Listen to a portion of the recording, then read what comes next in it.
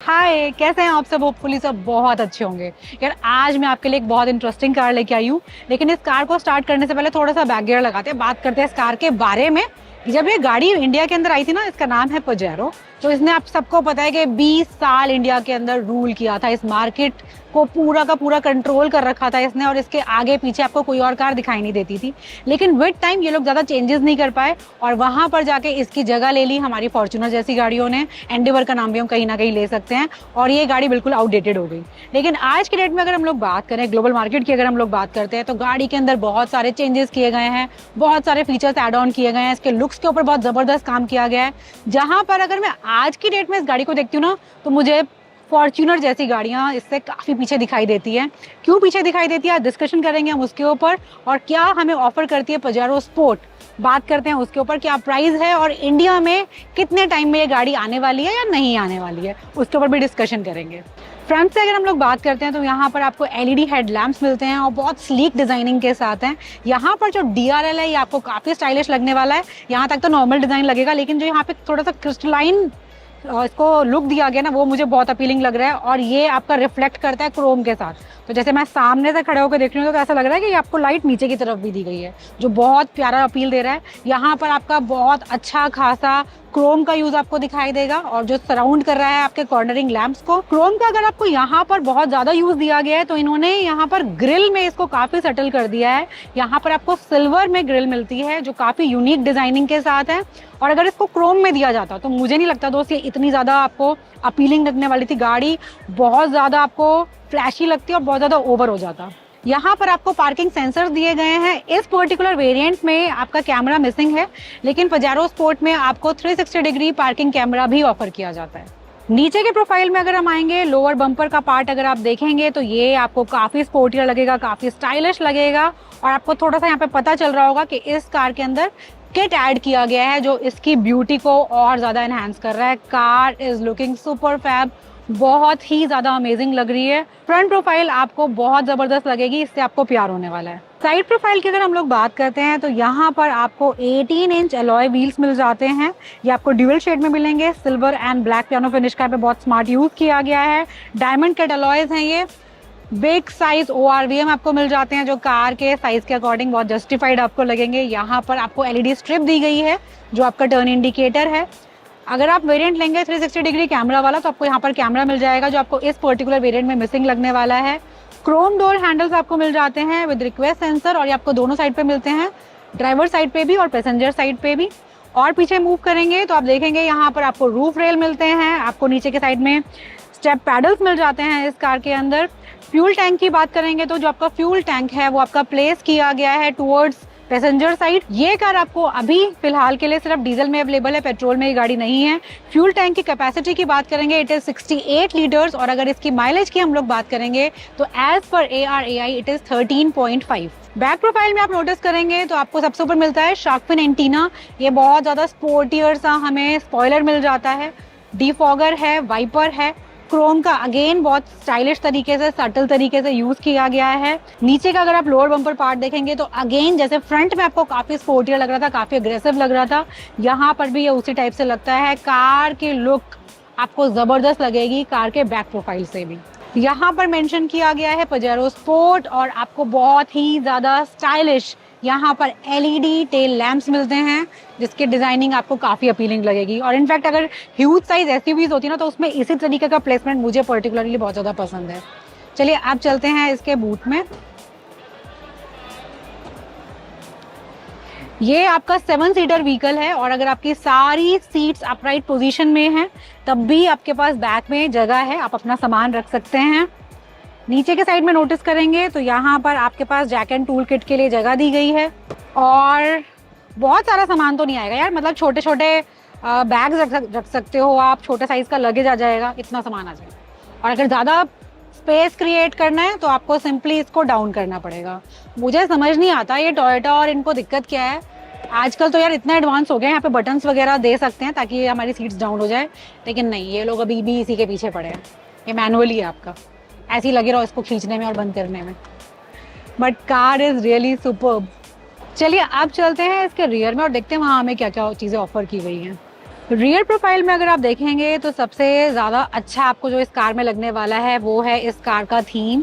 Beige and black colour का यहाँ पर यूज़ किया गया है। गाड़ी आपको काफ़ी स्टाइलिश लगेगी। कहीं कहीं आपको ब्लैक पियानो फिनिश स्टेटमेंट भी ऐड मिलेगा। और अगर आपका जो लेदर वाला पार्ट है उसको भी काफ़ी स्टाइलिश तरीके से यहाँ पर क्लब किया गया है आपके प्लास्टिक के साथ, जिसकी वजह से इन सब चीज़ों को बहुत अच्छी सी एक अपील मिल रही है, अच्छी सी लुक मिल रही है। स्टेप पैडल की आपको डेफिनेटली ज़रूरत पड़ने वाली है क्योंकि गाड़ी की हाइट काफ़ी अच्छी खासी है। सबसे पहले तो देखिए कैबिन में बैठ के हम बात करते हैं हमेशा कंफर्ट की। कंफर्ट आपको ज़बरदस्त फील होने वाला है। आपके पास बहुत सारा नी रूम है, हेड रूम है और गाड़ी की जो हाइट है वो काफ़ी अच्छी खासी है। उसी तरीके से सीट का प्लेसमेंट भी आपको एसयूवी में बैठे हैं ये वाली बिल्कुल डेफिनेट फील आने वाली है। एक और चीज़ आप यहाँ पे इंटरेस्टिंग नोटिस करेंगे वो है यहाँ पर स्क्रीन। आपको मल्टीमीडिया स्क्रीन यहाँ पर मिल जाता है जिसके कंट्रोल्स आपको दिए गए हैं यहाँ। और यहाँ पर आपके पास पुराने कंट्रोल्स और नए कंट्रोल दोनों को क्लब किया गया। उन्होंने हटाया नहीं कि आजकल सीडी कौन चलाता है, तो यहाँ पे सीडी का भी कंट्रोल है दोस्त। और आजकल के लेटेस्ट हिसाब से आपको यूएसबी और एचडीएमआई पोर्ट्स भी मिल जाएंगे। तो मुझे बहुत अच्छा लगा कि दोनों चीज़ों को बहुत स्मार्टली क्लब किया है इन्होंने। आपको साइड में यहाँ पर एसी वेंट्स दिए गए हैं। इस पर्टिकुलर वेरिएंट में आपका सनरूफ नहीं है, लेकिन इसके अंदर आपको सनरूफ का ऑप्शन भी मिलता है। अच्छा, यहाँ पे सीट का स्प्लिट अगर आप देखेंगे तो देखिए ये 60:40 स्प्लिट है। आपको अगर पीछे जाना है तो आप टिप एंड टम्बल फैसिलिटी का यूज़ करेंगे। ये मुझे बोलने में बड़ा मज़ा आता है, टिप एंड टम्बल। और फिर आप चले जाएंगे पीछे बहुत आराम से। बहुत खुला आपको दिखाई दे रहा है यार, इतना सारा एक्सेस है हमारे पास। आप देखिए सबसे लास्ट रो की अगर कंफर्ट की मैं बात करूं तो यहाँ पर ये अडल्ट्स के लिए तो डेफिनेटली सीट्स नहीं है, बच्चों के लिए ठीक है। आप मुझे देख सकते हो, मेरी हाइट 5'5" है भैया, मैं बिल्कुल टच होने वाली हूँ छत के अंदर, तो वो मुझे नहीं इसमें ठीक लगा। हाँ, थोड़ा सा मैं टिल्ट होकर बैठी हूँ तो मेरे को अच्छा खासा नी रूम मिल रहा है, लेकिन अगर मैं सीधे होकर बैठूंगी तो मेरे पैर यहाँ पर थोड़े से अनकंफर्टेबल हो रहे हैं। आप देख सकते हैं नीचे की साइड सी बैठना थोड़ा सा यहाँ पर अनईजी है। नहीं, आपको नहीं, बच्चों के लिए ये भाई, बड़े मत बैठना। और एक और चीज़ आप नोटिस करेंगे कि थाई सपोर्ट नाम की तो कोई चीज़ ही नहीं है। मतलब मैं पूरा परेशान होकर बैठी हूँ। थोड़ा अगर मुझे कंफर्ट चाहिए तो एक जना बड़ा यहाँ पर इस तरीके से टिल्ट होके बैठ सकता है, फिर आप एंजॉय करेंगे। और एक और चीज़, अभी जो ये आगे वाली सीट है ना, इसको मैंने 90 डिग्री पोजीशन पे आपको दिखाई दे रही है, बिल्कुल सीट अपराइट पोजीशन में है। इसको अगर थोड़ा मैं टिल्ट करूंगी, जो ऑब्वियसली आप कंफर्ट के लिए करेंगे, जैसे ये सीट हल्की सी और पीछे आएगी तो आपके पास यहाँ पर स्पेस और कम हो जाएगा, जो ऑलरेडी कम है। तो this seat is for, I think, for kids only.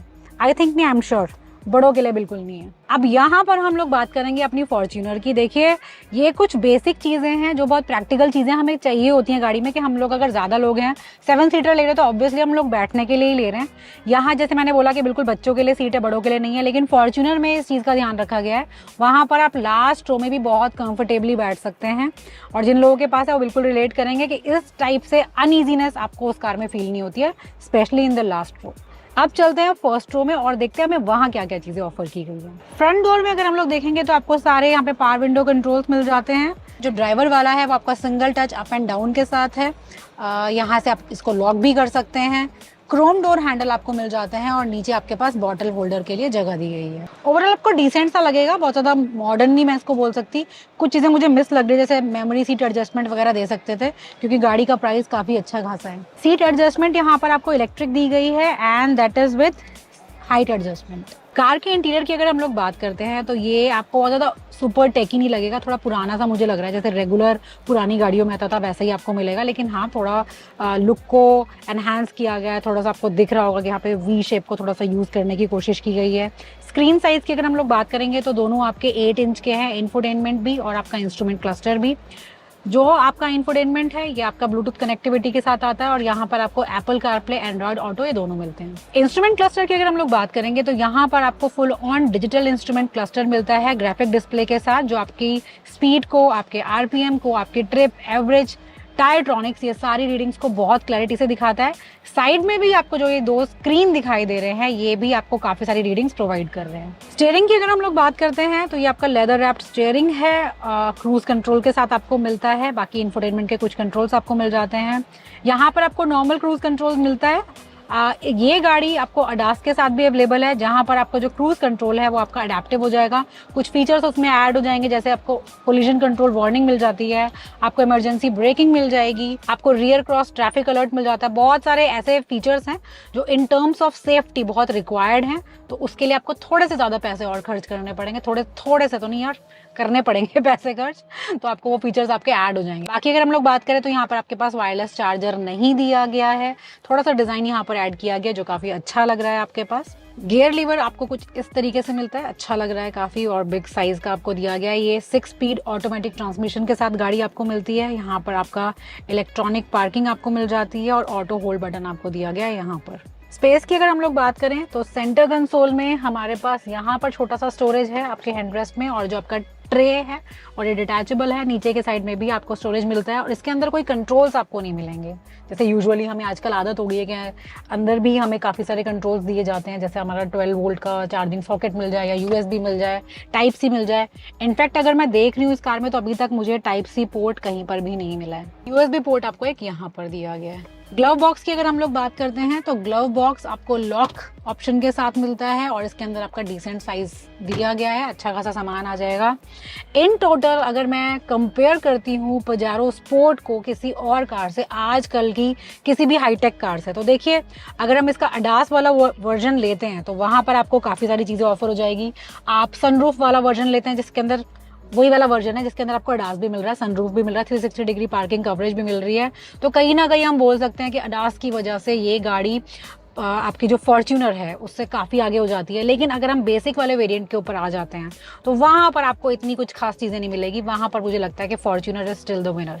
और प्लस कुछ चीज़ें मुझे और लगी, जैसे बाहर से अगर हम लोग डिज़ाइनिंग की बात करें तो गाड़ी आपको बहुत क्लास की लगेगी, नो डाउट, लेकिन इंटीरियर आपको बहुत बेसिक सा लगेगा। वो वाओ फैक्टर इंटीरियर में आप बिल्कुल मिस करने वाले हैं। इंजन की अगर हम लोग बात करेंगे तो ये कार आपको 2 इंजन ऑप्शन के साथ मिलती है, दोनों आपके डीजल में ही है। One is 2.4 litre turbo charge जो सबसे ज़्यादा बिकता है इसका, दूसरा आपका नॉर्मल इंजन है दैट इज 2.5 लीटर्स। यहाँ पर जो 2.4 टर्बो चार्ज है वो आपको पावर देने वाला है 181 bhp की, और आपको टॉर्क मिल जाएगा 430 न्यूटन मीटर का। अगर आप इसको खरीदेंगे नॉर्मल इंजन के साथ जो हमारा है 2.5 लीटर का, वहाँ पर जो हमारी पावर है वो आपकी काफ़ी कम हो जाएगी, 136 हो जाएगी, और आपका टॉर्क भी काफ़ी कम हो जाएगा, वो भी आपका 326 हो जाएगा न्यूटन मीटर ऑब्वियसली। तो ये थी हमारी पजारो स्पोर्ट। सेफ्टी की अगर हम लोग बात करते हैं तो सेफ्टी में हमारे पास 7 एयर बैग्स आपको ऑफर किए जाते हैं फ्रंट और रियर में। डिस्क ब्रेक है इस कार में, ABS आपको मिलने वाला है, EBD आपको मिलने वाला है, ESP आपको मिलने वाला है। यहाँ पर अगर हम लोग अडास वाला लेते हैं तो वहाँ पर आपको अडेप्टिव क्रूज मिल जाएगा, आपको फ्रंट कोलिजन वार्निंग मिल जाती है, इमरजेंसी ब्रेकिंग मिल जाती है, कोई रियर से व्हीकल आ रहा है वो वार्निंग आपको मिल जाएगी, और अगर गाड़ी को लगता है कि उसको ब्रेक लेना है तो गाड़ी आपकी वहाँ पे ब्रेक भी ले लेगी। तो बहुत सारे फीचर्स ऐड किए गए हैं। अडास मुझे इसलिए बहुत ज़्यादा पसंद है। आजकल हमारे इंडिया में तो छोटी छोटी कारों में भी देने लग गए हैं, तो यहाँ पर तो ये काफ़ी बड़ी कार है। अब आपको गाड़ी मैंने पूरी दिखा दी है, अब आप मुझे ये बताइए, वैसे तो बहुत सारे लोगों की फीलिंग्स इससे जुड़ी हैं, जो पुराने काफ़ी लोगों के पास ये गाड़ी होती थी। आपको मैंने बताया कि 20 साल कम टाइम नहीं होता किसी कंट्री को एक गाड़ी का उसके ऊपर रूल करना, अपने आप की पूरी मार्केट बना के रखना। This is one of them कि भैया इस गाड़ी ने धमाल मचाया था। आज की डेट में ये गाड़ी नहीं है, ये कंपनी भी नहीं है इंडिया में, लेकिन अगर कंपनी अपना कमबैक करना चाहेगी तो बहुत सारा डेटा एनालाइज करती है। तो आप भी बताइए, जैसे कंपनी एनालाइज करती है आप भी एनालाइज कीजिए कि अगर पजारो स्पोर्ट इंडिया में लाई जाती है तो फॉर्च्यूनर को कितनी टक्कर दे पाएगी, या अभी भी काफ़ी कमियां बाकी रह गई है।